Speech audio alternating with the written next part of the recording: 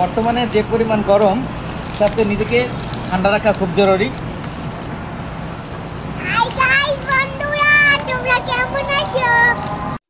আসসালামু আলাইকুম এভরিওয়ান। প্রচণ্ড গরমে জনজীবন বিপর্যস্ত, পাশাপাশি যারা বাসায় থাকে গরমে তাদের অবস্থা খুবই খারাপ হয়ে যায়।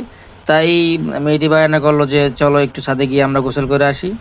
তো ছাদে গেলাম, ছাদে উঠে আমরা গোসল করলাম। মেয়েটা অনেক গোসল করার জন্য পাগল ছিল, সে গোসল করলো, অনেক সে মজা করলো, এনজয় করলো। মানে সে খুবই খুশি হইলো ছাদে বসে গোসল করার পরে। তার অনেক ভালো লাগছে, দেখেন কি বসে সে নাচানাচি করতেছে খুশি হয়ে। মানে বিষয়টা আমার কাছে ভালো লাগছে, পাশাপাশি এখানে গোসল করার পর একটু ভালোই লাগলো।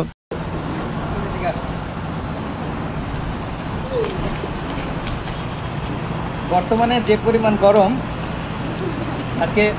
তাতে নিজেকে ঠান্ডা রাখা খুব জরুরি। পাশাপাশি খাবার দাবারের প্রতি আমাদের বিশেষ গুরুত্ব রাখা উচিত।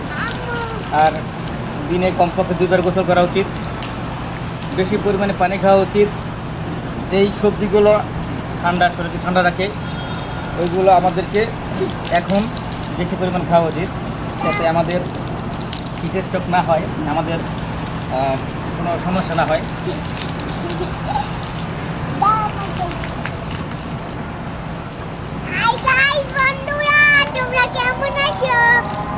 গরমে আমরা ছাদে গোসল করতে আসছি।